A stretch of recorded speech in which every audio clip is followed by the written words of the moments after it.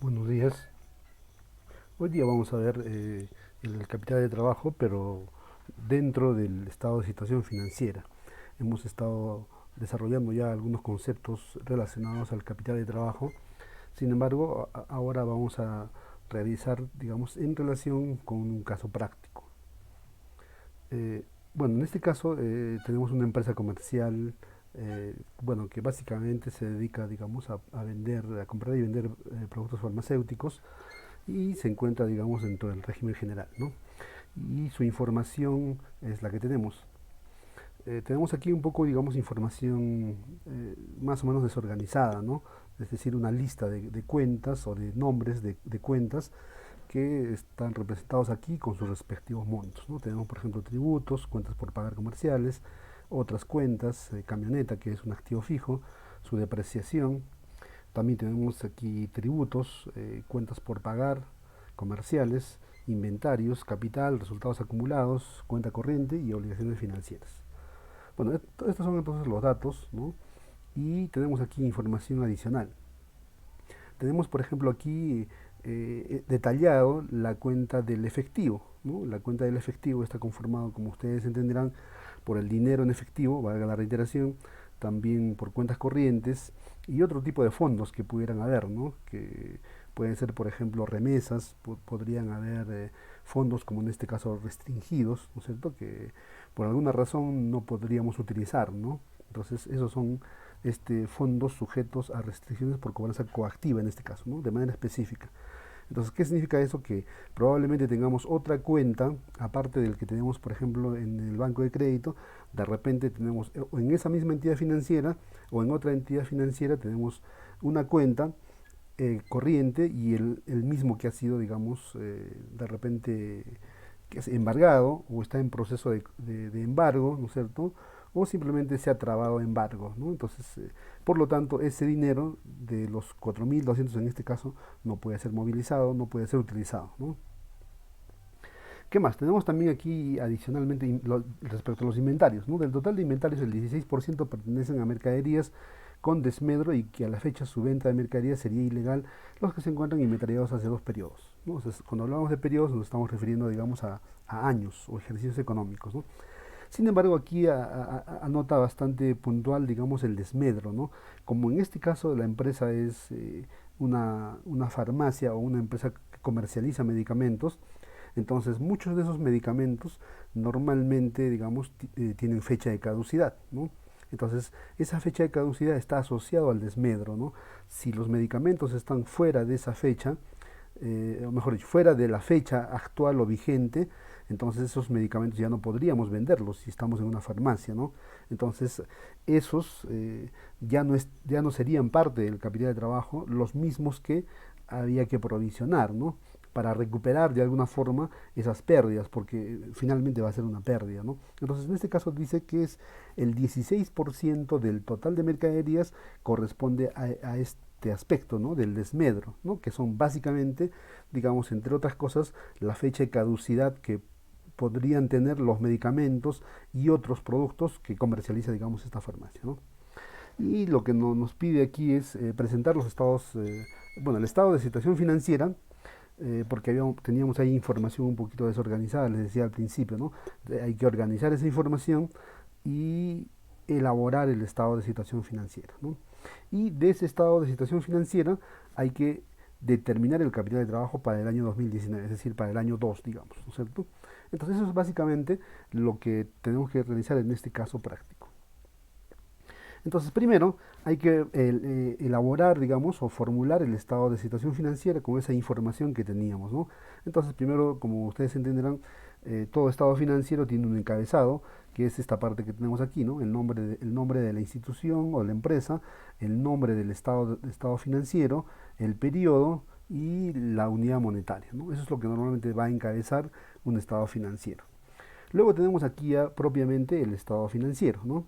Entonces, claro, esta información está elaborado en función a estos datos que tenemos acá, ¿no? Acá tenemos qué sé yo, ¿no? Diversa información relacionada, digamos, a la información de la empresa, ¿no? Entonces, a partir de esa información es que se va a elaborar, digamos, este estado financiero, ¿no?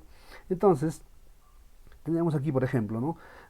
Claro, tenemos el encabezado, ¿no es cierto? Sin embargo, sabemos que en el activo, ¿no es cierto? Hay cuentas de la parte corriente que tenemos aquí y las cuentas de la parte no corriente, ¿ya? Entonces, y según el enunciado teníamos acá, por ejemplo, efectivo, ¿no es cierto? Y en efectivo teníamos básicamente esta información, ¿no? Que son 109.800, ¿no?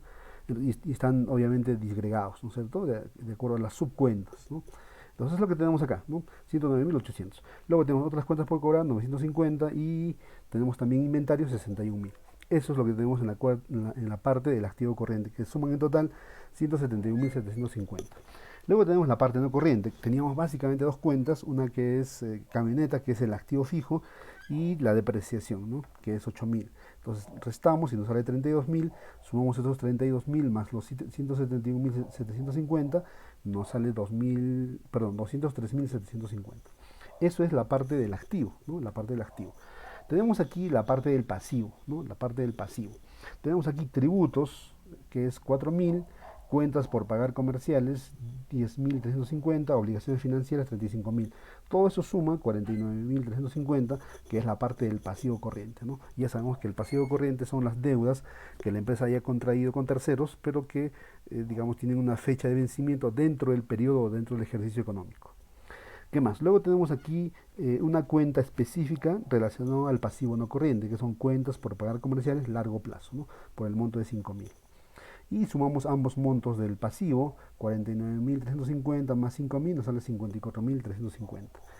También tenemos además en esta parte, digamos, el patrimonio, y el patrimonio está conformado por el capital, que son 145.000, y resultados acumulados, que son 4.400. Sumamos y nos sale 149.400. Estos 149.400 sumamos con los 54.350, nos sale 253.000, ¿no? Ya está. Entonces, esa información es la que tenemos, el estado de situación financiera, ¿no? El estado de situación financiera, y a partir de esta información es que hay que elaborar luego el capital de trabajo, ¿no? Determinar el capital de trabajo. Entonces, para determinar el capital de trabajo, lo que básicamente vamos a hacer es extraer las partes corrientes del activo. Acá tenemos parte corriente, tenemos tres cuentas, suman 171.750, ¿no? 171.750. ¿Ya? Entonces, y también tenemos aquí la parte del pasivo corriente, ¿no? Que son 49.350, ¿no? Entonces lo que tenemos acá, 49.350. Sin embargo, en la parte del activo corriente, ¿no es cierto? No es exactamente esta cantidad, ¿no? O sea, no es exactamente estos 171.750, ¿no? En realidad eso es, pero teníamos en el enunciado, ¿no es cierto?, dos situaciones. Primero, aquí en el efectivo tenemos fondos sujetos a restricción por cobranza coactiva. Significa que estos 4.200 hay que deducirlos, ¿no? Esos 4.200 son los que tenemos acá. Aquí están los 4.200 que hay que restar, ¿no? Y una vez restado tenemos ya no el monto que originariamente teníamos en el efectivo, sino que ahora va a ser 105.600. ¿Qué más? También teníamos aquí, ¿no es cierto? Decía que del total de inventarios, 16% pertenecen a mercaderías con desmedro, ¿no? Entonces significa que eso ya no la vamos a tener, ¿no? Porque ya no podemos vender eso. Esos medicamentos, esos productos farmacéuticos, ya no los podríamos vender porque están con fecha de caducidad, ¿no? Entonces esos, al monto que tenemos aquí, inventarios a los 61.000, le aplicamos el 16% y nos sale esta cantidad, que son 9.760. Restamos de los 61.000, 9.760, y nos sale 51.240. Ya está. Entonces, una vez que tenemos ya estos montos, aquí ha sido modificado y aquí también en inventarios, ¿no es cierto? Y tenemos nueva sumatoria y nos sale aquí 157.790 y aquí nos sale 49.350 en el activo corriente y en el pasivo corriente, ¿no? Entonces, eso es básicamente el capital de trabajo, ¿no? Entonces, tenemos aquí el resumen, ¿ya? Capital de trabajo es igual activo corriente menos pasivo corriente, ¿no? Esto es una fórmula bastante habitual para determinar el capital de trabajo. Sin embargo, hay quienes denominan a esto capital de trabajo neto, ¿ya? Porque neto es porque está deducido de algo, ¿no? Deducido en este caso del pasivo corriente. Entonces, ¿cuánto es el capital de trabajo? 157.000. 790, ¿no? El activo corriente, menos el pasivo corriente, que son 49.350, ¿no? Restamos y nos sale 108.440. Ese es el capital de trabajo neto que tenemos para este caso, ¿no? Entonces, eso es básicamente, y finalmente hay capital de trabajo suficiente para afrontar las obligaciones de corto plazo. Excede el activo corriente al pasivo corriente, ¿no? Es decir, este monto del activo corriente, ¿cierto? Que son los 157.790, excede a los 49.350, que es el pasivo corriente, ¿no? Que es más o menos la forma que habitualmente deberíamos tener la representación de estas cuentas corrientes, tanto del activo como del pasivo, ¿no? Es decir, el activo corriente debe ser generalmente mayor para que precisamente nos permita, digamos, utilizar determinados recursos, ¿no es cierto?, que exceden al pasivo corriente para cumplir con obligaciones en el corto plazo, ¿no? Entonces, eso es básicamente este caso que tenemos aquí. Gracias.